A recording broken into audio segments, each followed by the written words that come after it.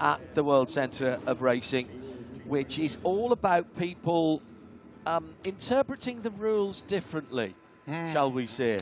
And trust me, people like Smokey Unick and all these guys, they were very creative when it came to making things go quicker. Smokey built a car that was 7/8 of the real size. 7/8 of the real size. That's absolutely right. He had to be very careful which other cars he lined up next to. Therefore, if it was seen from a certain angle, they looked about the right scale. But unfortunately, one day someone noticed it wasn't. And then, of course, if you watch Days of Thunder, you'll see how they measured the cars. They'd have the metal shapes they could put over the roof to check it was the right dimension, and so on. Nowadays, they laser scan every car. I've been to the NASCAR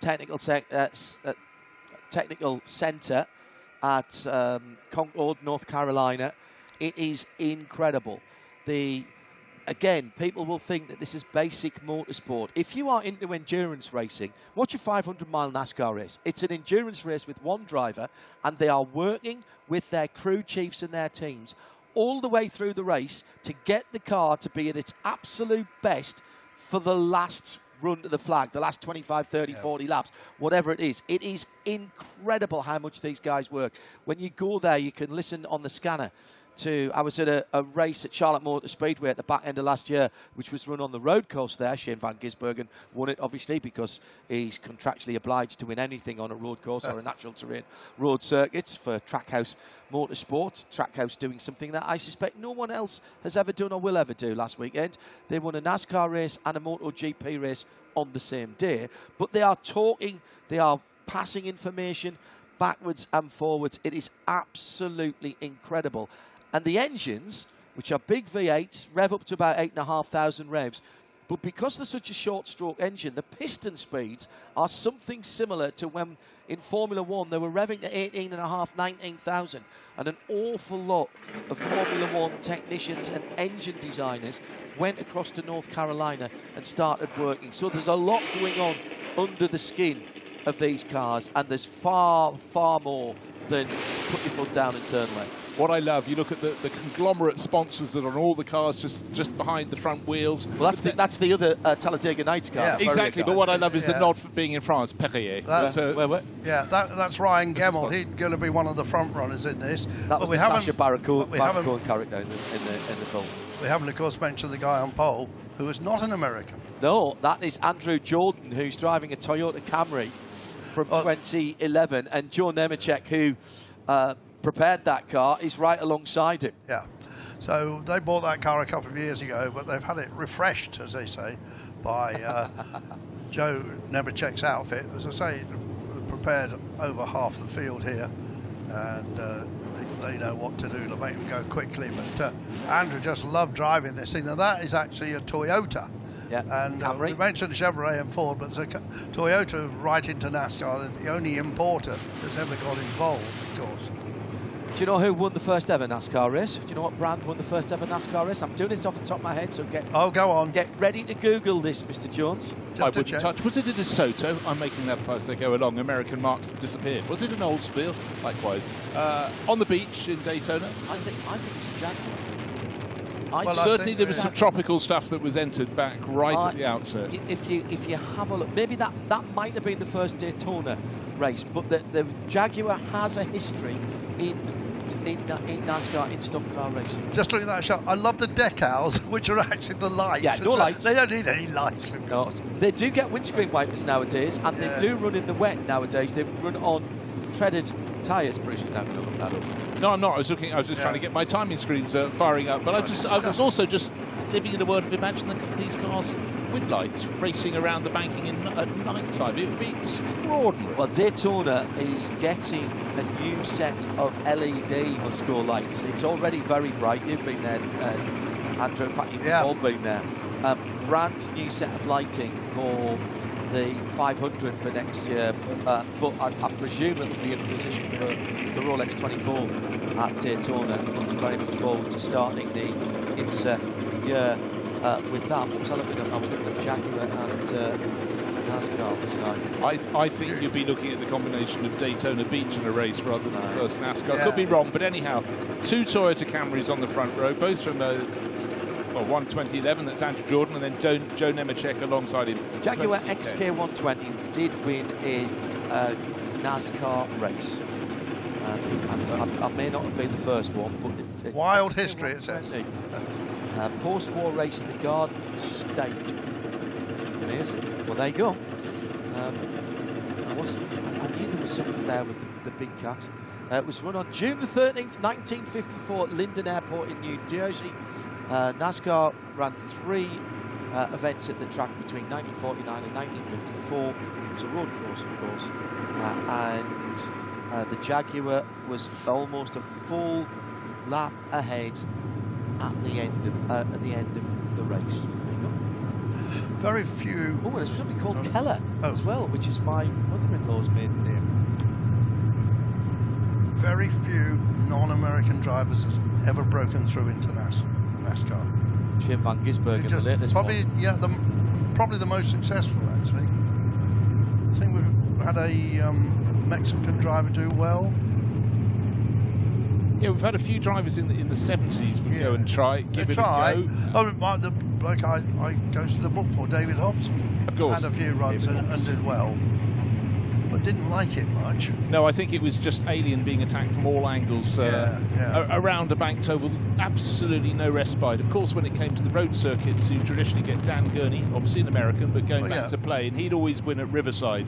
Got them on the road circuits, it was a different mix, but on an oval, if you've never raced on one before, never raced on a super speedway, Talladega used to frighten witness. And they had ways of going in front of people and taking the air off the front and basically spun them without touching. And side drafting as well. Dario Franchitti gave it a go for a while, broke his ankle quite badly, actually. Well, Jenson Button had played. Yeah, he did it quarter on one of the short road circuits there. Danica Patrick went there as well. There's been a few people who jumped in. It is a very specific thing to do, and as I said, it is. People joke about drive fast, turn left. It is way more technical.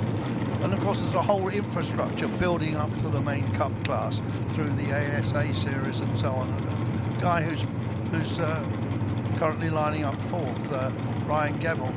He's done a few ASA races. Well, the ASCARs that we had at Rockingham back down the years, although they looked like full Cup cars, they weren't. They were the plastic-bodied cars, but some of the bigger engines in like those cars move a little bit. There is now a Euro NASCAR series as well, and there's prizes that take people over for prize drives in the US. And you mentioned how many cars there are. They run cars similar to this, or some older of the cars on dirt as well. And then you've got the late model series, which is basically you're drifting all the way around. Friday night and Saturday night short track racing in the States is something to do. But if you get a chance, if you are on holiday in the United States, and you get a chance to continue somewhere like Daytona and Talladega, one of the super speedways, actually, I've always been that to me, that's a Coliseum.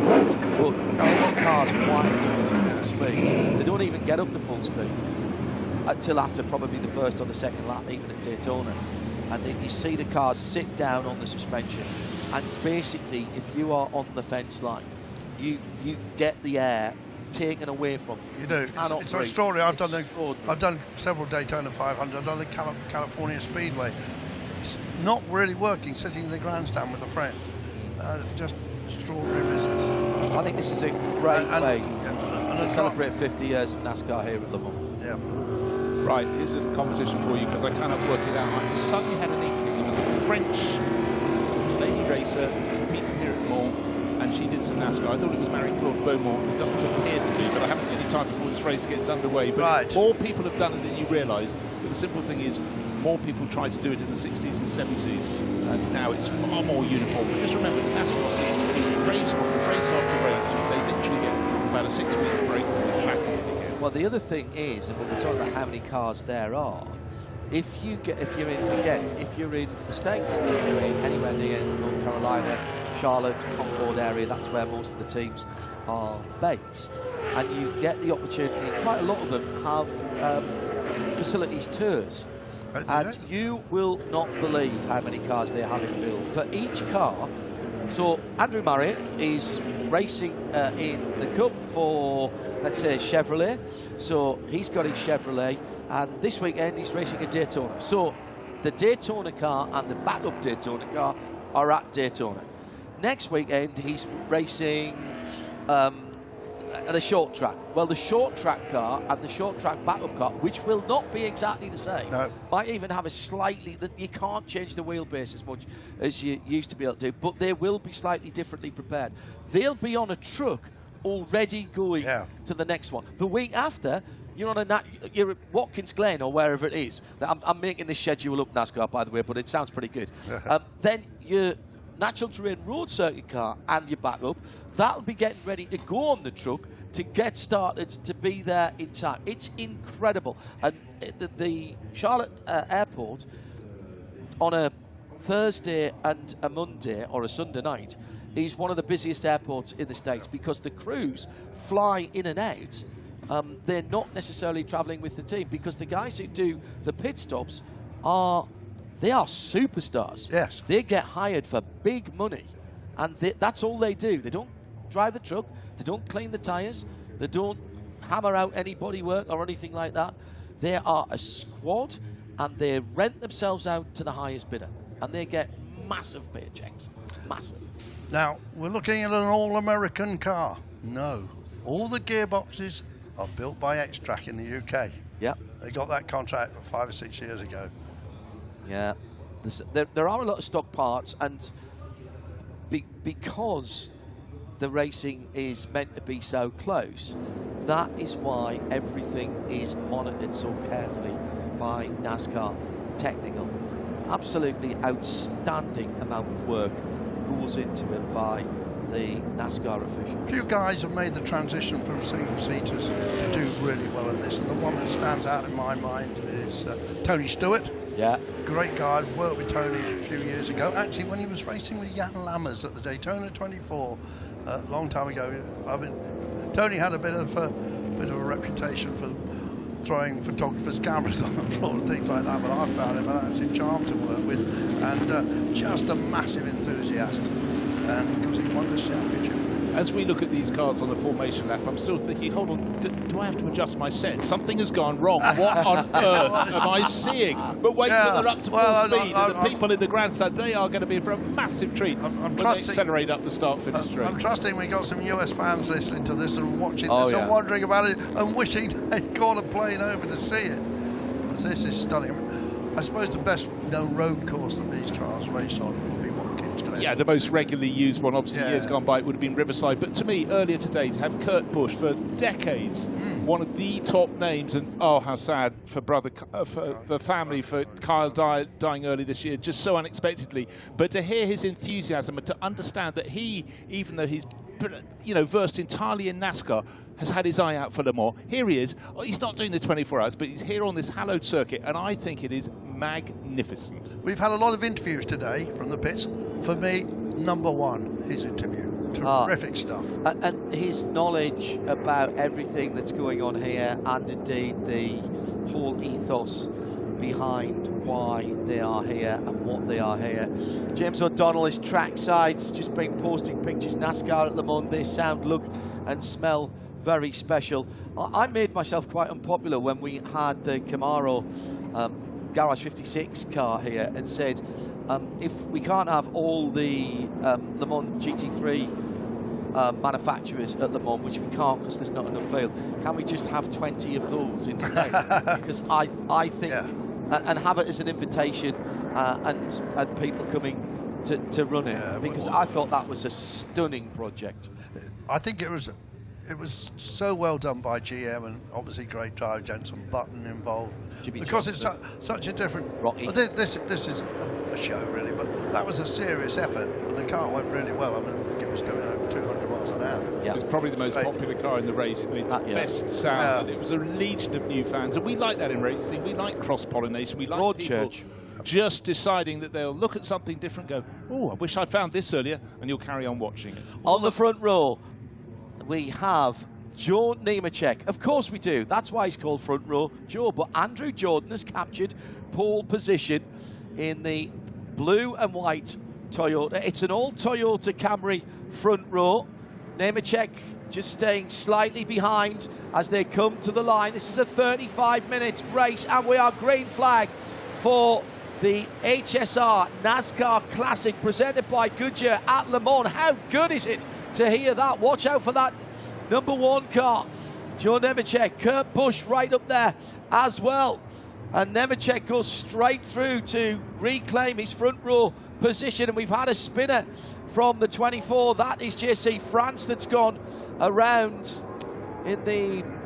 that's the Robbie Gordon car, isn't it? The 24. JC France, of course, his grandfather invented NASCAR and built Daytona, and JC's got a good racing career, mainly in sports cars behind him 15 years ago in the Daytona prototype series, and he was one of the front runners with the Brumos team. Well, he's got going again, which is very good news. Now, this is it, slipstreaming out of Tete Rouge, not yet slipstreaming, now slipstreaming of the runners. It straightens up down towards the first chicane, line astern for these drivers, and we've already had in the previous race the issue with tyres and temperatures. Of course, these cars are a little more resistant to temperature than some of the sort of absolute hybrids we had earlier on the day, but it's going to be a factor. What a mix of cars across 60 years of NASCAR racing here at Le Mans. Extraordinary. JC France driving the Jeff Gordon number 24, sorry.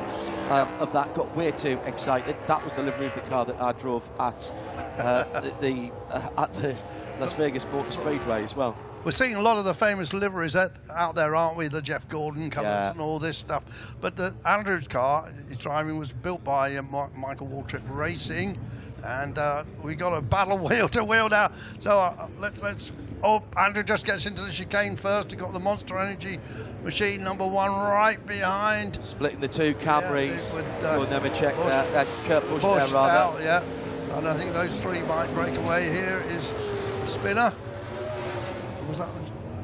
Let's go and see. Pick that up. That's right at at the the back of the field. Daytona, Yeah. appropriately enough, at the Daytona chicane. Side by side, too wide and almost too deep. Not quite. Can we do that, guys? Just so I can say it for real. Down into the Mulsanne corner, and it's still too wide behind Andrew Jordan. Back through, going the Joe Nemechek Old Spice car. The two Toyota Camrys then lead from the Camaro, then the Dodge Charger. That's one of the Car of Tomorrow cars. That's the Roberts #2 machine, David Roberts, in that NASCAR from 2012, the Car of Tomorrow. What's encouraging is there were 4 cars that made a breakaway in qualifying, but as you can see, there are 5, 6, 7 cars there all playing. Anyone who gets a good tow, they'll be making a move. We've already had a move. Andrew Jordan out of the lead. Joe Nemechek had been looking for weak points. He's found one, but Jordan far from finish. Into Indianapolis corner they go. Another prescient name, of course. And then to Arnage, a corner that tightens and tightens. And Joe Nemechek has found that he only just missed the barriers on the outside. A few years ago, he would have been into the gravel or the barriers there. It was pushed back for a few years ago. I have to remember Ollie Gavin going straight on there once in a Corvette, of course. So still the Old Spice Camry leads out for Nemechek behind Kurt Busch in the Monster Energy Chevrolet Camaro, with the Dodge Charger sitting right in behind. That's the #2 car. That's the Roberts machine. That's the M&M's machine. That with great prescience as well for the Busch family, of course. That #2 machine. Then behind that, it's Ryan Gemmell, Patrick Womack, JC France dropped way down at the start of the race. We'll see where he comes back through. Well, through the Ford chicanes, it's very, very busy. The blue car, the Toyota Camry, chasing the red Toyota Camry. Joe Nemechek will lead at the end of the opening lap, but Andrew Jordan is far, far from finishing. It's great that so many other cars are sticking in there with that lead bunch. Fastest lap, the natural pace we'll find next time around, but I'm just starting to sense the reason we had 2 Toyota Camrys on the front row is the fact they're the quickest cars, the quickest car driver combination, just eking clear of Kurt Busch in 3rd place. But front row. Well, Nemechek really got very, very wide. Andrew Jordan nips through into the lead. Joe Nemechek's going to see if he can settle it back down, but Kurt Busch will be there to snap up any single loss of momentum. We have to apologise. I have to apologise to JC France. It wasn't his car that spun. It was Carlos de Quesada in the other 24. Oh yeah, that went around. I think. Yeah, the Hot Wheels livery car. I seem to recall. Yeah, I just spotted the big 24 on the side and presumed that was the car that went around. But JC is still scored in 7th position. Yeah, and he's not so far down. There's top. I said there are 7 cars making their break at the front of the field, and he's sitting there. He's got about another 7 seconds back to Christopher Allen in the Ford Thunderbird from 1990 in 8th place. But this lead battle, well, you know what? The race is 40 minutes or so, and we're going to see how people's tyres last. It's a very hot day. 5 cars covered by a handkerchief. 35 minutes we started with. We're down to 29 on the clock now. They are going round in about 4.5 minutes. That'll come down a little bit actually, because that was the rolling start lap. So as they go down the middle part of the long straight, again down towards the second of the chicane, Andrew Jordan takes the middle part of the road. Joe Nemechek sitting in behind in second in the Old Spice Camrys. 2 Toyotas leading from the Chevrolet, and then it's the Dodge Charger, and it's the Charger trying to make the move at the moment. The 2012 car of tomorrow has a really good run out of the second chicane. It's right underneath the rear wing of Kurt Busch. As in fact, Roberts has gone through, I think, there for a moment. Roberts has gone through, and in the pit lane, another one of the classic sponsors, the number 96, the Caterpillar car. That is Buzz McCall in the 1990 in Monte Carlo. So our timing screen just catching up with what's going on at the moment, but does now show the Camrys first and second again. That's good, because they are. Yeah, Front Row Joe's no spring chicken. He's 62 years old now, but he only stopped racing for life, that is. Yeah. Prime of life. I'm not having to say anything other than that. But he was racing up into his 50s, but there have been people that race NASCARs into their 70s.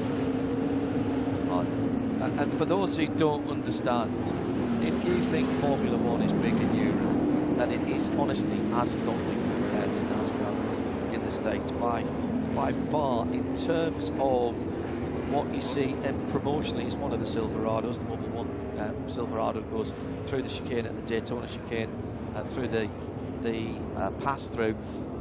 In terms of promotions with FMCG, fast-moving consumer goods, you cannot walk into a supermarket or a corner store and fail to notice that there will be a NASCAR team driver or some kind of promotion that is going on with breakfast cereal or whatever. Using in the packaging, using it on the TV commercials. I see that creeping into Formula One a bit now. A bit more. Kit Kat in particular. Yeah, I love the Kit Kat branding, the steel girders at the exit of the Silverstone pit lane this weekend. Dario Franchitti was on Fruit Loops in the States. Yeah. No, really he was, and I've got the 2 boxes to prove it back at home in the archive. So that it is all about the recognition of the brands, and that's why we talk about the M&M's car, why we talk about the Old Spice Camry, much as we did. And if you go back, Bruce, can't you, to when there were so many Porsches racing here at Le Mans in the 24 hours, it was the Shell Porsche or the Dunlop Porsche or the Rothman. Yeah, exactly. That was how you referred to them. 100%, but I think take it back to the supermarket point of view is the fact you could walk in. As a young racing fan, I would have supported every single sponsor whose product I could buy, who I had a choice of buying. Did I want Nescafe? No, I wanted Maxwell House Coffee because they sponsored the NASCAR team. Absolutely. Simple. Right. And one of the most famous sponsors of all was Spam. Yeah. And I went to Daytona 500 for Sky years ago, and my producer bought me a Spam t-shirt, and I still have Excellent. it. And occasionally I even wear it. Well, and that's the other thing, merchandising. But hold on, do you eat it? There we go. Well, I have. Andrew Jordan pulling clear, 2 seconds clear on the start-finish line. He's set the fastest lap of the race. Let's see how it settles down, but it's going to be how they use these tyres. It's very, very hot indeed. Also, how they use their slipstream to see if they can keep Andrew Jordan in sight. I think we'll have to call it a draft draft. Draft, yeah, exactly. No, I'm in France at the moment, so I'll call it what I fancy. Okay, that's okay. But I know what you mean. I'll take your point, but I won't resist. I won't just be blown over straight away. I call it draft because I can't draft. One person I would have liked to have seen in this actually is Jimmy Johnson. Yeah, Jimmy he Johnson, was out for 4 hours, hilariously. And Jimmy, of course, has had quite a lot of success in historic racing, together with Dario Franchitti. He won the Spa 12 hours, didn't he, in a GT40? So maybe he didn't know about it or he's doing something, but he would love this. He was also involved in that GM project for Garage 56. Yes, yes, of course. He, Mike Rockefeller, and Jensen Button were the 3 drivers. Marino, Franchitti, and Jimmy Johnson were enjoying themselves at Le Mans a couple of weekends ago, and Duncan Vincent had a chat with JJ, and that went a bit viral actually, that audio clip from Radio Le Mans, from our driver database informed pit lane team. I'm hoping this will come back in 2 years' time. We'll have it again, maybe even next year. It's been such a success. Look, let's be ambitious. Give it 10 years, we'll have a split grid. We'll have these split across various plateaus. Well, you might have to. 4 minutes and 1 second, so we are down to pretty much the kind of times that the classic GT3s were doing. That shows you, well, what were the figures we heard about straight line speeds? At first we heard they were doing over 200. It seems a lot less. Oh dear, Dale Earnhardt has pulled off there at the side of the track. That's Michael Parsons, his car, Chevrolet Lumina from 1993, so one of the earlier ones, and again, great flag marshalling. Simple case, have we got a puncture? No, just simply he knows something's wrong, pulled off, and again, I think he has had a role to play. And does it look good wrench? Does that look crisp or crisp? Yeah, the good wrench on that. We had Dale Earnhardt Jr. racing with good wrench sponsorship with his dad at Daytona, and then he raced again. Had a nasty incident, of course, at Sonoma, did Junior. Or the flames. Yeah. So I was commentating on that. Yeah, me too. I was there. One of the early sessions. So Andrew Jordan leads by 1.7 seconds, and he's hanging it out a little bit. Still 23 minutes to go here, so this is far from over. Joe Nemechek in second. He's battling David Roberts in the car of tomorrow, the Dodge Charger, the 2012 car. Yeah, I think it's pretty slippery, that car, through the air. Yeah, that's the number 2, the Miller Lite car. Yeah, look, here we are with 3 laps on the board. Gap first to second, 2.6 seconds. Second place car is the red Charger, the red Camry there of Joe Nemechek. David Roberts tucked in behind in 3rd place. But the top 4 cars covered by under 5 seconds. I think that is very, very good on a circuit that's alien to some, on cars that are alien pretty much this circuit. And don't forget, these are stick shift 3-pedal cars, so you can miss a shift. You can miss a gear change side by side down through the Forest S's. This is what NASCAR racing's all about. A bit of rubbing. That's racing as they come through and up towards Tertre Rouge. This is what we wanted to see. The cars moving around. The heat on the track, 47 Celsius, 32 in the air. Magnificent stuff. And sitting with a watching brief, just sitting in behind there is Kurt Busch in that black 2020 Monster Camry. As we've got the first pit stopper, I think, from the front of the field as Ryan Gebels come in the 2002 Monte Carlo. That car was going really well, actually, against cars that were far newer than that particular machine. Ryan be disappointed. As I say, he's a bit of he's one of Joe Nemechek's workers at Joe's company, and a bit of a protege, I think, of Joe. You know, one thing I've always found over the years when I've seen NASCAR racers over in Europe, they sometimes over the years come to the Goodwood Festival of Speed, and the drivers, it's like someone's opened a toy box. You might think, oh, you're NASCAR through and through. No, you're a racing driver through and through. That's right. And you look at other cars, it was like when we had Valentino Rossi come before he turned from 2 wheels to 4, incredibly successful, multiple world champion, and he literally was jumping up and down, and he'd come up the hill, he'd go, you weren't even supposed to be in that car. No, but I asked very nicely, and he just was picking off the sports cars he wanted to drive. Something happened to Andrew? Yes, Andrew Jordan's dropped down to 4th position. No, remember the transponder went a bit weird. No, he's just come through the bottom of the shot. He's there. He's just got. There's second place Dave Roberts. He's don't Nemechek behind and Kurt Busch there in the monster livery car number 1. Yeah. It does put the fear into you when you look at your time screen. The ball has gone awry. Yeah, he's just up the road a little bit, just disappearing into the late afternoon sunshine. What time is it now? Coming up to 6 o'clock, 10 to 6, Central European summertime. The shadows lengthening on the lovely run between the trees from Mulsanne down to Indianapolis Arnage. I bet that right king into Indianapolis is fun in one of these. A bit of a spin. Now that is one of the STP cars that went around. Now, did he do that on his own or did he get some help? That's John McCormack in the 2004 Ford Fusion as he went around. I think my favourite is that old Richard Petty car that's just running around quite happily. That is, I drive that on the road. That's fantastic. Actually, I'm increasingly the oldest car in the field, the Plymouth Belvedere, Alex Elbro. Way off the pace in that, but it's the oldest car by far, and he's just probably loving the experience. But the people in front, they'll look at the experience later. Now they're doing the racing bit, and they're pushing very, very hard indeed. Yeah, it's getting a bit serious. Just front, the Pennzoil Ford going through as well. It's Jeff McKee, I think, in that car, isn't it? The number 22. As he goes through into Indianapolis now, looking an absolute picture. Again, another big brand, another brand with big history in the sport, in all parts of motorsport. You see that yellow colour with the red on it, and immediately you think of Pennzoil. Yeah. Works. It works, yeah. Very crisp, very clean, and actually works in an incredible array of body shapes, and it has been draped over every form of motorsport car you can think of, but in the early days I think of it generally in IndyCar. 4014 for Andrew Jordan, so a little bit quicker than the quickest of the Porsche Cup cars we saw earlier on. And almost as Be a moose. Be a moose. I took a photo of that. Your dog's moose, isn't it? My dog is moose, but that's he goes off sometimes. In a 2016 Chevy Camaro, does he? Moose goes off a bit as well. Oh, that DuPont. Now, that was Jeff Gordon colours, 24 car. Now, which one? Which 24 is it? Well, that's the one that's left. So that is JC France, I think. Is it? Yeah, the other one's the Hot Wheels. I think that's probably usually on a black helmet, JC.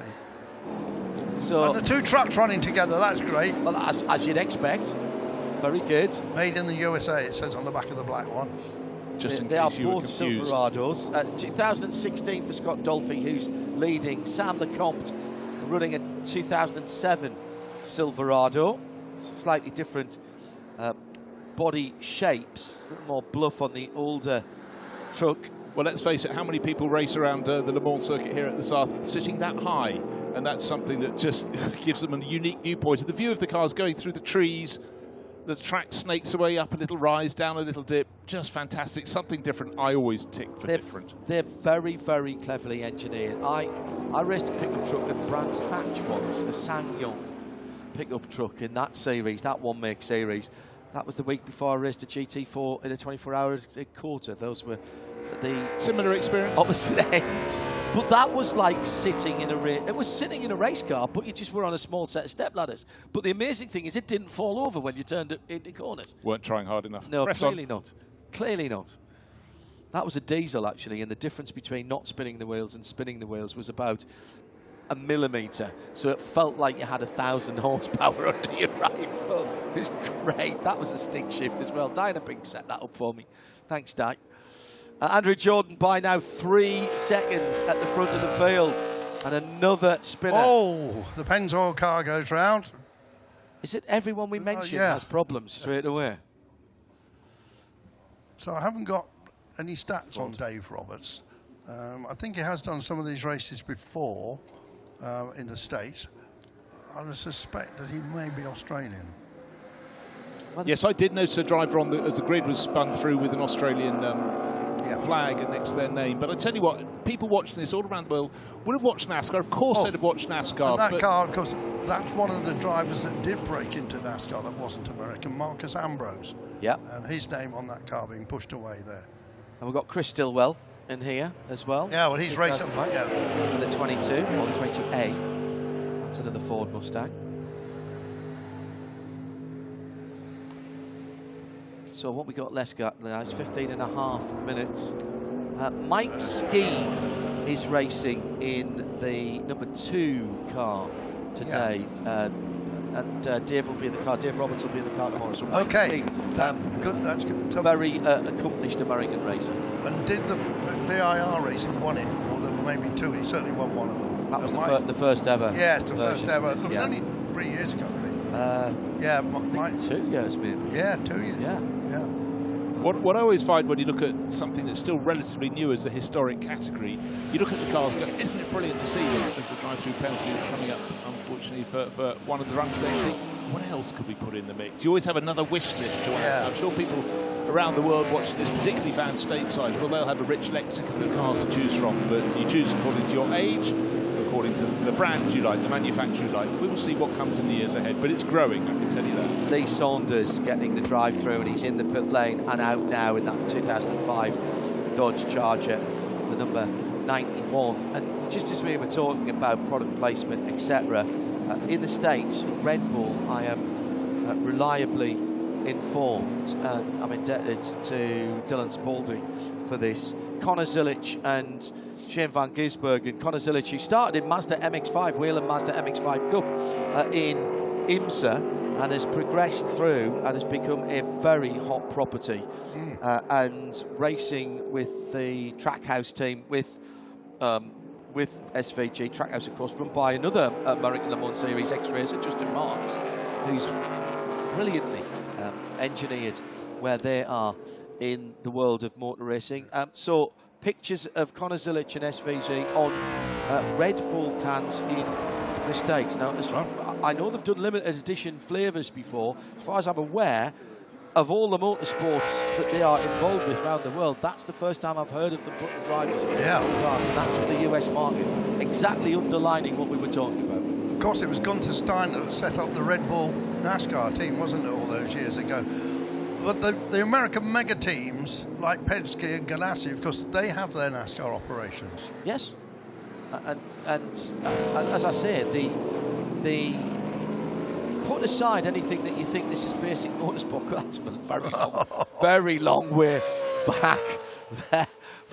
Coming into Dunlop chicane, that was Kurt Vogt in the Ford Thunderbird from 1997, just about getting it stopped. Have we discussed the curb weight of these cars? A lot of stopping is required. No, that's never checked. That's never checked in the Camry, in the Old Spice Camry. He's got to back it out. It's at the second chicane, and he's losing it very early. Has he got a left rear puncture? He's got a left rear puncture, he has, and just keeps it out of the barriers. I love the way he accelerated out, though. Well, of course he did. That was an awesome piece of driving. It wasn't stopping because the front right wasn't on the ground, because the left rear had gone down. These cars, and another one off, and that is the number 1 of Kurt Busch in the Monster Camry. Sorry, and there's been a big shunt down at the final corner. Oh, that's a big shunt. And that is, I think that's the 22 that's further back in the field. Let's see what happened there. Oh, that was just a bit of no, it's the 12. Excuse me, it's the 12. That's Gary Moore, who was coming to lap one of the older cars. So Joe Nemechek in the Camry, and the... Sorry, I didn't want to talk over that engine there. And the number 1 Kurt Busch Chevrolet Camaro, both having their problems. The 2 Silverados battling in the truck class. About £3,500. So not as heavy as you think they are, these cars. Right, another Pennzoil car going for a little rotation. That's Larry Carroll, and well, there's a gravel trap. There's a cloud of dust, and hopefully when the dust settles, we'll have a car back on the track. And all of this, as it goes for a further rotation, it could well be Mike Skid, we'll see. But it means the man who's just gone out of shot. It was. Andrew Jordan, he started the lap 2.8 seconds clear, but with Dave Roberts and Joe Nemechek having their problems, suddenly the British driver's got a huge lead. Well, Mike Skeen is in the yeah, he's dropped a long way back. Andrew Jordan's in a different zip code than everyone else at the moment. I'm doing my best. I can't do the southern accent, not even southern English accent. So, but the Patrick Womack car is a very famous car. That was one of the Jimmy Johnson cars. He won a lot of races in that machine. The two trucks are putting on a great run. Both again prepared by Joe Nemechek's organisation. The yellow flag for the boss, I think. Oh, there's another car there as well on the exit of the second chicane. And now the second of the Silverados is struggling. He's got a tyre problem. I think that's a tyre problem as well. I think that's another left rear. Yeah, the front air dam is rubbing on the circuit, so he's dropped low there. And what a shame. I mean, that was the battle that was going to take us all the way through to the finish. We've got just under 10 minutes remaining. And we are having quite a few spinners. And again, that's sitting relatively low. But that's one way of taking Mulsanne Corner. I'm not sure that's in the... Is that engine smoke? I think it might be engine smoke, I'm afraid to say, from the older of the Silverados, because there's air in both of the rear Goodyear tyres from what I can see. Looks like it's crabbing as well. I still think the theory about a slow puncture might be there. Maybe still set up for the ovals. Yeah. Simple mistake. Anyone can make it. There's more right-hand corners than left here. So the left rear tyre and the left front tyre do take a bit of a battering.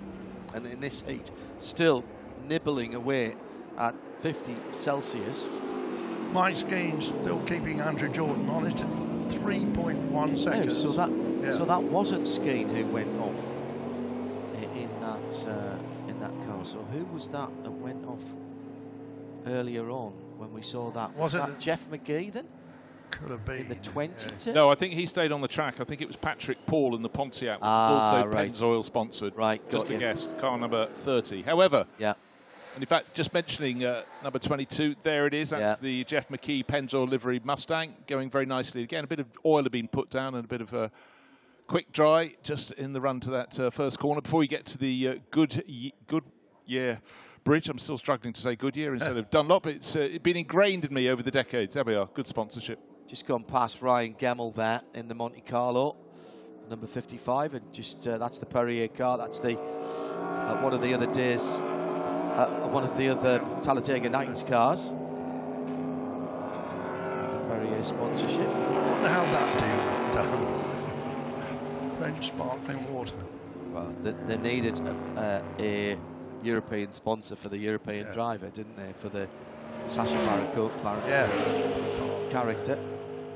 So it's Andrew Jordan, 2.8 seconds ahead of Mike Skeen as we now. Great to see these and hear these cars, more importantly, rumbling around. 7.5 minutes to go. It'll be 2 more laps. Assuming it stays together, what a morning and what an afternoon it's been for Andrew Jordan. Oh, yeah. Started with a win. Still to come. We've got another race for you. That'll be plateau number 7. It's the first of our new plateaus for Le Mans Classic Legend. More details about that when we've got this one done, but this one is far from over. A couple of battles further down the field. JC France he's still running. Yeah, he's in 5th. Yeah. And he's having a good battle with Nigel Armstrong. So that was another 24. How many 24s? 24. 24 in, yeah. Reminds me of that combined IMSA and WEC race that we had at Seabury once, which was an absolute nightmare. We had a 7, an 07 and a 007. We had 443, a 043. The graphics truck ran out of colours for the different classes, and there has still, to my knowledge, and if someone can prove me wrong, there's still never been a combined set of results issued IMSA issued their results, and WEC issued theirs, and I've never seen that. Poor Greg Kramer, who was doing the presentations. We finished at around about 10:30. I was leaving the circuit at just after midnight, and the presentations were still going on. Rumour has it it's still going on It's now. still going on now, yeah. Greg's never been seen since. It's incredible. The 44 car is originally built by another great powerhouse of NASCAR, Hendricks Motorsport. Oh. Rick Hendricks. Well, of course, they were behind the Garage 56 as well. Yeah. GM, doyens of the GM brand. Bow tie versus the blue oval. And latterly, with Toyota stepping in, Dodge stepped away from the series. That car we're mentioning, the Armstrong car, was actually raced by Jeff Gordon. Ah, was it? And Eric Aramola. Amarillo. Yeah. Amarillo. Yeah. Oh, here's the I love that. That's the Belvedere from 1960. That's lovely. It looks sharp, doesn't it? I mean, not just the sharp edge of its wings. 540 horsepower. Look, on the hood. So. Racing should have simple numbers and made visible for the fans to see. Yeah, absolutely. Don't need many numbers, but just quite simple numbers. Weight, power. Yeah. I love the numbers on the side of the cars with the key lines and everything. Yeah. They're big, you can see them. And on the roof as well, that you can see Yeah. from the stands. You can only see them one way. Why are they written that way? That's because that's the way they go past the stands. Yeah. See? Look, America has always had its racing numbers clear for the fans to see. Love it. Other countries, I wish they would learn. You try spotting them in certain single-seater championships, and you're a better man than I. The only people I think have done it better down through the years is another touring car championship, and that's the Brazilian Touring Car Championship, who have huge numbers on the opposite side of the windscreen to the drivers. Not the driver name, just big numbers. So if it was 43, it would take up half the screen on one side. You can literally, even I, myopic me, can't miss that one. So Jordan still leads in the Camry. Then it's the Charger, the Camaro. So 3 different manufacturers and 3 very different cars. 2011, 2012 and 2020. Then the 2010 Camry. So Joe Nemechek got going again, did he? I don't. Or possibly back to the pit. Yeah. No, that can't. Exactly. That can't be. That cannot be right. Okay, that makes sense. Now, that's the other Silverado. That's the newer of the 2 Silverados, which is struggling. We saw some smoke coming out of the older car, the 2007 car, the number 22, and that's pitted. And sad to say, I think the Dolphy number 4A, I think that one's got trouble as well. 3 minutes to go, gentlemen. Well, it's been great fun. It's a shame the heat's getting to some of the cars, but another car off at the side of the circuit. Has that that's also the number 2. got that's the number 2 with a puncture? That is the second place car. That is the second place car. That's the Mike Skeen car. And that is off at the side of the circuit. And that is very, very bad luck on, I think, the second to last lap. 2.5 minutes to go. Okay, so Andrew Jordan sitting on an 8.3 second margin there. He is the British driver who races anything in a historic circle, also was a British touring car champion back some while ago now, but historics is the name of the game. Diversity, variety is everything that he wants, and putting in another good lap. 2 minutes remain, so that this should be going on to the final lap of the race. He has the fastest lap of the race, 8.3 seconds clear of Mike Skeen last time around, but unfortunately Mike Skeen is not going to complete the lap at this rate. Yeah, the Miller Lite car, the number 2. Snap-on tools, the Dodge Charger, cruising back around. Is that a puncture? Is that a right front puncture on that car? Because both the rear tyres, and that is the number 1 machine, which is the Kurt Busch car. Is that 1 or 1A? 1A, that is Kurt Busch. Yeah, it's the Monster Camry. Yeah. So 2 of the 3 JC France cars. JC France up to second place. Up to second place in the 2014 Camaro. The 24A car. Yeah. Nice and clean, that blue and white. I think Peak's an antifreeze, is it? Peak Performance's antifreeze and motor oil. Yeah. Well, the car looks well, I have to say. Well, what we don't know is what sort of information, not is Andrew Jordan getting from his team, but what's he getting from his gauges in his car, because everyone else is going to have gauges that are getting a bit high. But the main problem with the temperature does appear to be cars picking up slow or immediate flat tyres, and we've had quite a few rotations, and certainly sort of temperatures that we don't normally get in Europe. But I know today's Independence Day, the 4th of July, back home in the States, and I know a lot of events are being cancelled from a real heat peak there as well. So and potential right now, for thunderstorms as well this weekend. Yes, indeed. Up, affecting the FIFA Football World Cup. France game coming up as well. I think that's in Philadelphia. They're a bit worried about that. And the England game down in Mexico, obviously a little bit further south. So Andrew now with a massive lead, of course, with the rivals all having problems. And Andrew seems to be swerving the car from left to right. Has he run out of fuel?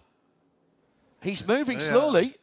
He's got a 1 minute, 20-second lead at the moment. But I don't think he's pushing on. No, he's not. Definitely not, John. Look. I think he's got a message. I was not talking without being serious about looking at gauges and stuff. Has he got something on board that say, we're running way too hot? Is he getting something? Has someone noticed one of the crews? He's not leaning on that car at all, Bruce. Not at all. He doesn't need to if he's sitting on a lead of 1 minute 24 seconds. But is this a car that's going to make it to the end of the lap or not? Yeah. This is. Will JC France win in France? Well, there's that. Oh dear. I think race leader is going slower and slower. This is 2016 in Toyota all over again. He's pulling over. He's pulling over. Watch out for the 2014 Chevy Camaro. It's a long way back, but I think that car is dead stick. He's pulled it off. It's off the circuit to the right-hand side. Now, we're going to have to wait for quite some time, but watch out for the number 24A coming through. Has he? Wow. And he's running out of fuel as well. I think this is fuel. I think now it's fuel. That's Jeff McKee, who's all but stopped. And suddenly, it's not. JC France has only got a under 2 second margin over Nigel Armstrong. They could be the ones fighting out victory, because Andrew Jordan's pulled out of the lead of nearly a minute and a half near for the best of the rest.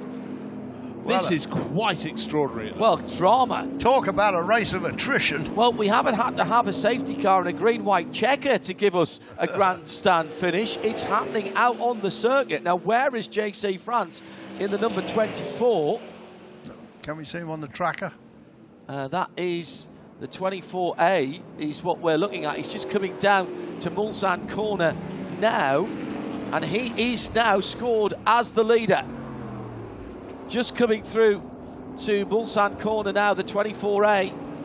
And kind of appropriate that the grandson of the founder. There he is. Of NASCAR. And that car's smoking. That car's smoking. The drama continues. And where's Nigel Armstrong in the 44? He's right with him. I think he's right with him. In the Toyota, yeah, the car of tomorrow. This is the next car back, that yellow car. That's the battle for the lead. It is survival of the fittest, an attritional race of 35 minutes. What was interesting, we went on to an 8th lap, and Andrew Jordan was only, not a few seconds, but certainly round about a minute away from getting the checkered flag. And I wonder if that 8th lap is a lap too far, 8.5 miles too far. And there's another car come to a stop as well.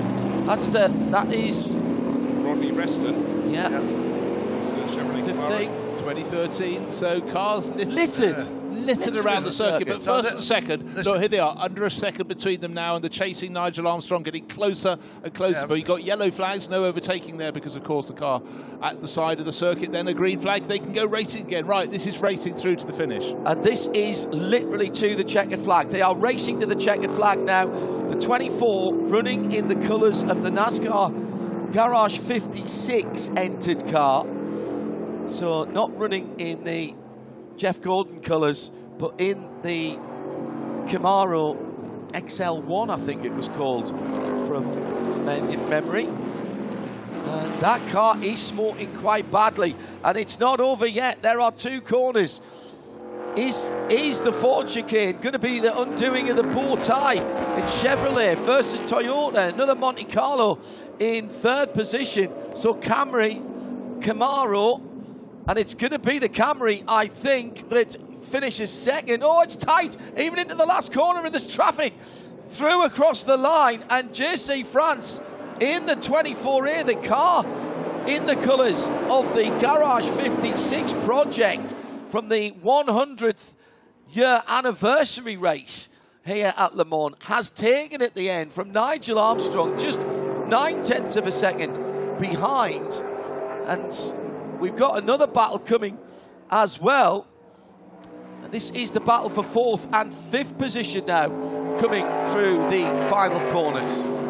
Well, I certainly put the commentator's curse on Andrew Jordan. Did you ever? Did you ever?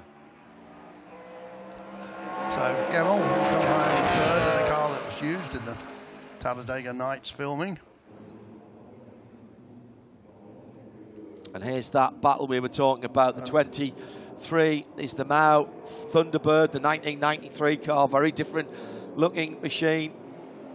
And that one gets to the line. That will be 4th position. And the Challenger, the Dodge Challenger. I do love a Dodge Challenger. My wife's favourite Hemi V8. Just going back to that 3rd place car. Look at the cars. Yeah, everywhere.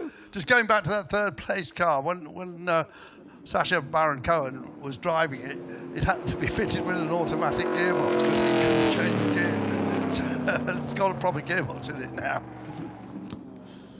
There's a very famous Land Rover from a British detective television series that had to have all the sounds dubbed in for the gear change. Yeah. There's Blender Blethyn couldn't drive.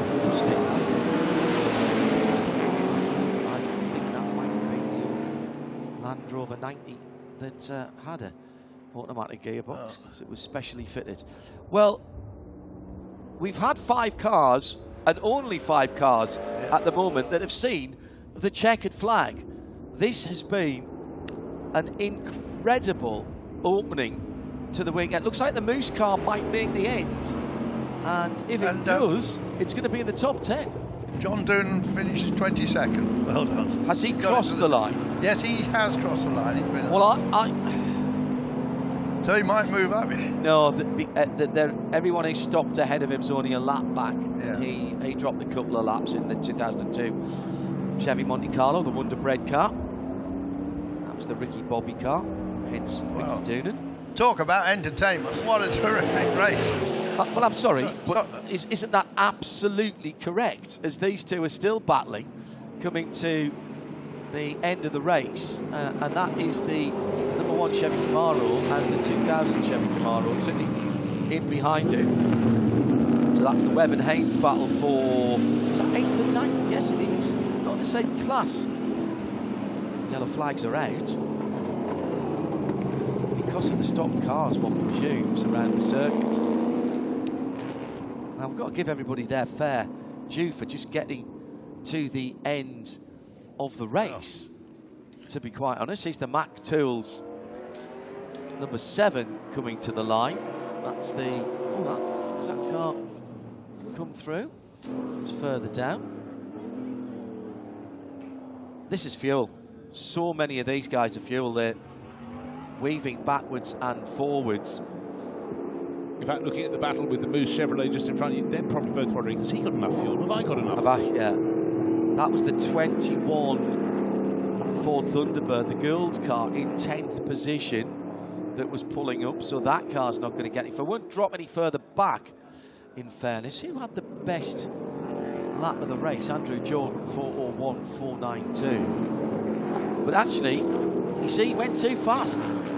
Yeah. Did an extra lap. If he'd eased off just a little bit and not had to do that 8th lap, or that 9th lap, which is what's done it. Nine laps completed by those that got to the end. 8 and a bit. And 8 and a bit round Le Mans, it's not good enough, is it? Fractions are nobody's friends. Lovely. Talk is your friend, fractions aren't when it comes to motor racing. Very good, Mr. Jones. Now these two are like, this is like a backwards cycling race. It's going to take a little while. Look at that. Yeah. Look, we've got the Pontiac coming up from behind, and one of the older cars coming through as well. Oh, brilliant stuff.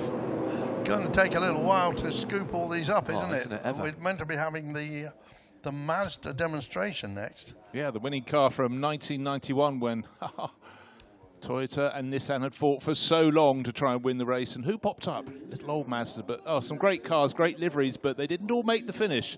Far from made the finish. But hot conditions, and you're quite right, with cars parked all out around the circuit, with some with punctures, some possibly out of fuel, and some with who knows what. It's going to take a concerted effort. Yeah. But this car, the number 2, was really right in the battle with Mike Skeen and did not make it to the finish. Nor did Don Nemechek, nor did Kurt Busch. I don't think Chris Stillwell made it either.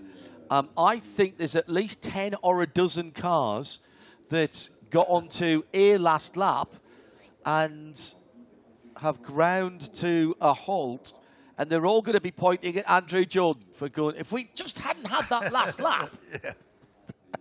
There's one that didn't even start the last lap. That was Jeff McKee pulled off in that Pennzoil Ford Mustang, but at least his is easy to rescue. It's only got to be hoiked around into the pit lane. But what entertainment. Just wonderful having the NASCARs here.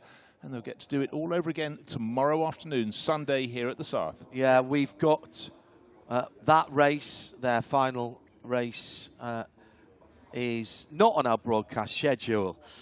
We'll give you the full results in just a few moments' time. NASCAR at Le Mans.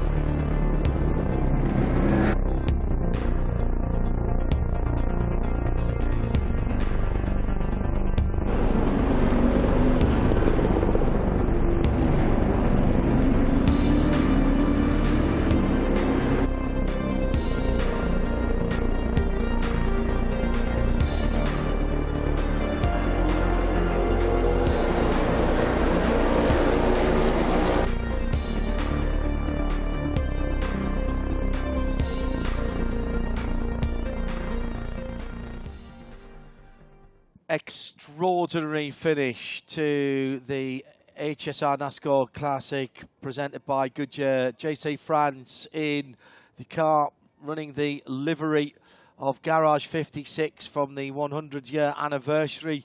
Le Mans takes the victory in the end by just 9/10 of a second over the Schwartz and Nigel Armstrong car. The Camry in second. So Camaro from Chevrolet, Toyota Camry, the car at tomorrow, and then the Chevrolet Monte Carlo from in third position. The big story on the last lap, Andrew Jordan in the Toyota Camry, grinding to a halt. Echoes of 2016 for Toyota. This one we think fuel related, but that car did not get to the end. Will finished down in 12th position in Class 4th position. Lots of different classes here because of the different ages of the car, but we were looking at the overalls. And incredible entertainment, great racing, great noise. Well done to everyone concerned from HSR, from NASCAR, and from Goodyear for getting 40 cars across here. We'll refill them, we'll batter out any dents, and they'll be back out throughout the rest of the weekend here at Le Mans Classic Legends 2026. Well, nearly 6:30 in the evening. Shadows starting to lengthen around the place. A little bit of wind just picking up from the airport side of things, so from the western side of the circuit. Been an absolute cracker today.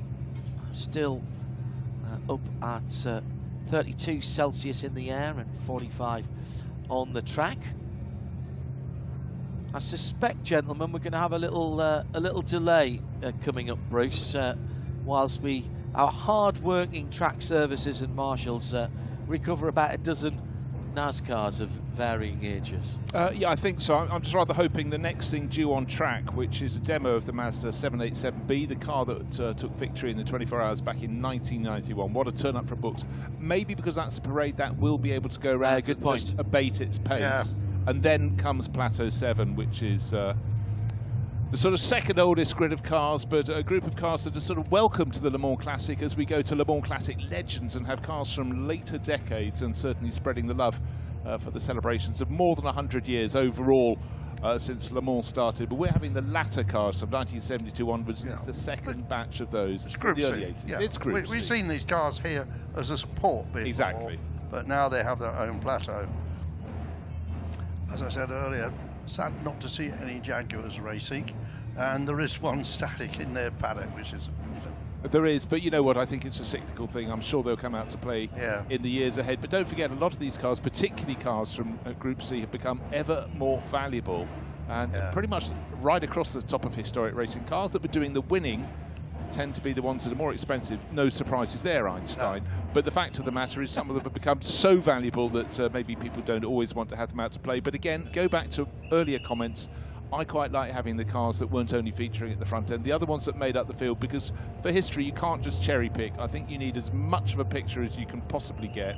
And I simply like the quirky ones, the cars I may have forgotten, maybe didn't pay attention to properly in period. And that's very much something we're getting. So, cleanup is occurring the entire way around the 8+ miles of the circuit, and hopefully the rescue crews aren't too hot in their overalls today, because it really is a belter of a day. So one of our front runners in the Plateau 7 will certainly be Olivier Gallon, and earlier in the season he did bring out his Jaguar, you remember? He did. But he switched back to the Nissan now. And then Steve Brooks, another guy we see racing regularly, is here in other cars. Steve recently bought a Silk Cut Jaguar. He bought it towards the end of last year, but I think they're still working on it. Yeah, I mean, it takes so much to keep these cars going, and some of the teams that run them are now absolute experts, but they've only got so many weeks in the year to get things sorted. Yeah, well, I think Sean Lynn's got one or even two. Big operations now, some of these bigger teams. You were Massive. talking earlier about how many cars that some of these classic preparers bring to a meeting. It's why it's an interesting concept that the Outlaws have got, isn't it? The Heritage Outlaws, that they bring together a number of perhaps smaller teams and then put them under the same awning kind of thing. Two different preparers who've got specialities. Yeah, correct. That's how it works, really. Yeah.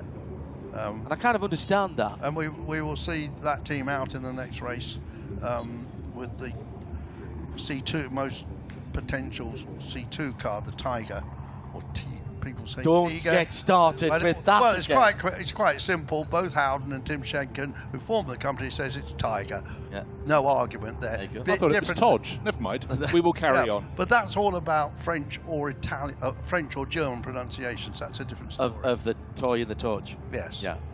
It's not Toya though, is it? No. It's definitely a Tiger.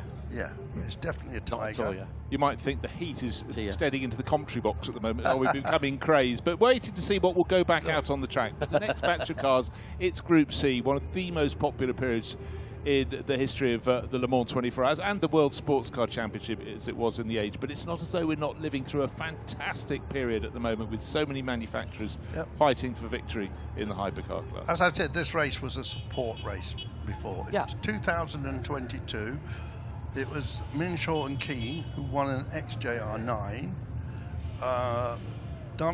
Count Dansenburg was second in an XJR14, and Gallant was third in an XJR12. 3 different makes. And of course, the Group C's, going back a little bit further, have supported the 24 Hours as well. Going back. Oh yeah, yes indeed. I have fond memories of seeing those cars around here supporting the main race. Always very, very popular, and our coverage of that on Radio Le Mans always very, very popular. Still, just looking at what's going on the track here, we've still got a few cars down in the sector that runs from Mulsanne Corner back to the finish.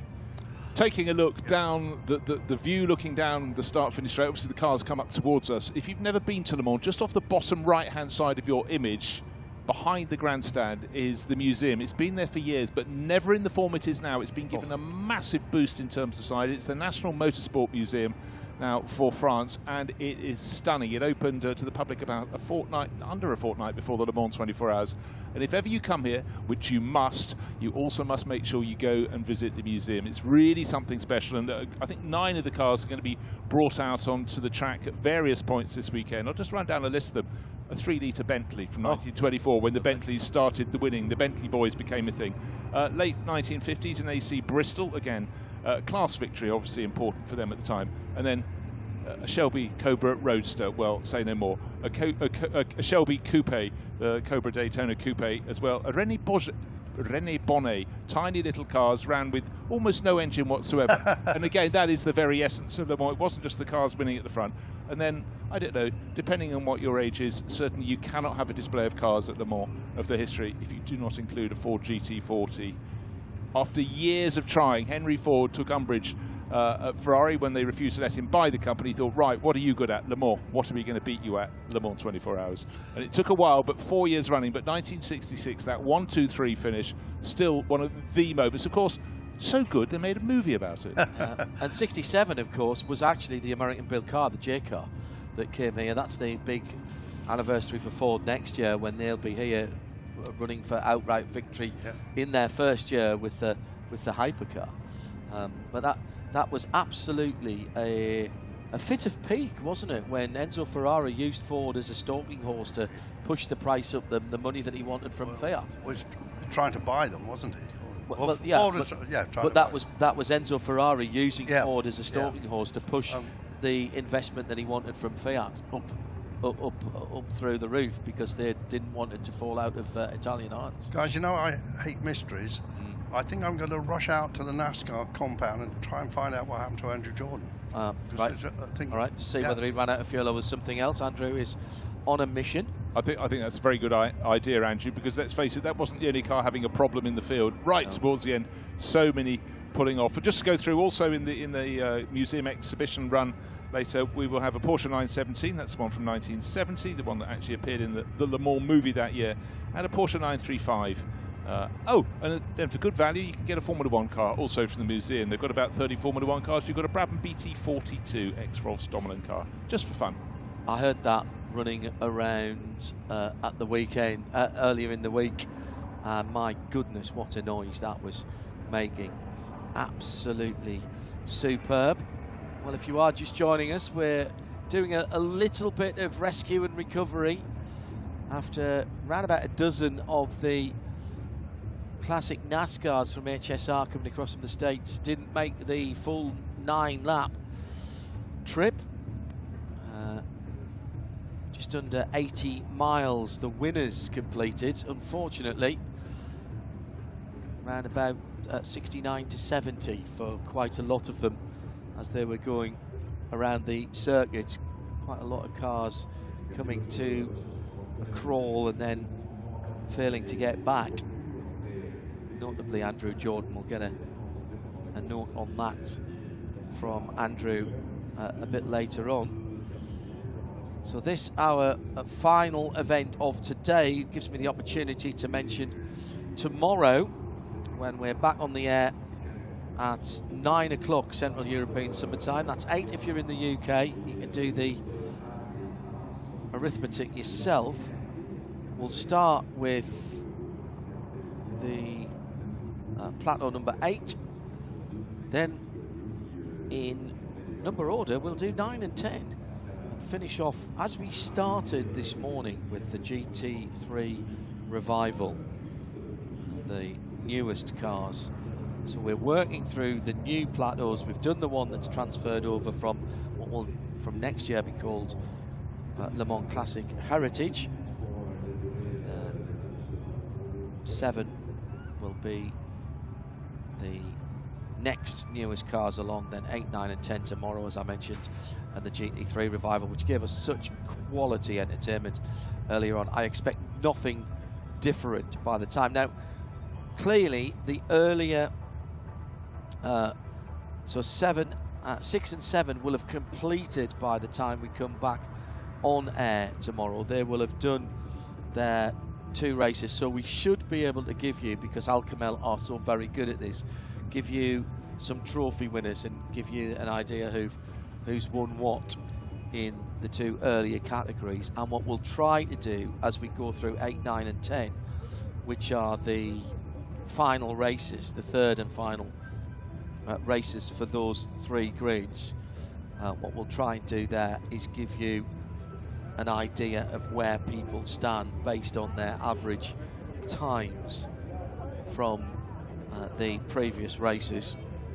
And again, because the guys at Alcamel are so very good, if we've got time between the plateau, we'll give you the results there as well. Right, take a deep breath, everybody. Many of you will have tuned in for this exact moment. Group C at Le Mans Classic Legend, not as an invitational, as a substantive plateau. It's the first of 3 42-minute races that they will run this evening, overnight and into tomorrow. Many of you of the age that I am, maybe a little bit younger, will have grown up on these cars at Le Mans. These will have been the cars that got you interested in Le Mans in the 80s and 90s. We've got a 16-car grid. The Nissan R90K short tail car, Olivier Gallant on pole position in the number 1 car. Philippe Kaduri in one of the 962s, of which we have 4, I think, in this race. Yes, we do. Including the very last one built, the 77th. It was a 77. That series starts with the 956s, goes through to 1991 in the 962C format, and it's great to have that back here. It's just bringing cars, and just there were shots, this very camera angle, the TV angle, looking down the grid. You could not move for 956, but more at point when it became the 962, the model that superseded it. They were the car of choice. Not for 1, not for 2. 15, 20 of them down the grid. Extraordinary. And that was why we was calling them by their sponsors. You know, so it was the Shell car, the Dunlop car, the Kenwood car, just fantastic liveries. And Porsche playing the Porsche Motorsport game as they always have done. They would sometimes have a favourite, but if somebody else got to the front, then maybe someone in a Porsche Motorsport shirt would potter down there and just have a little word with somebody and give them a little bit of advice about what might be done to get that car to the finish and ensure it was running well. It was a bit like the movie Le Mans, isn't it? I want Porsche to win. Michael, I want Porsche to win Le Mans. Well, Porsche Motorsport took that on from 1970, and they wanted Porsche to win Le Mans as many times as possible, and they are still the overall manufacturer, the manufacturer who's won the most times. Audi came close, so Porsche came back and added another 3 onto their 16, when it looked like Audi might be challenging them from horror of horrors, the same stable. But the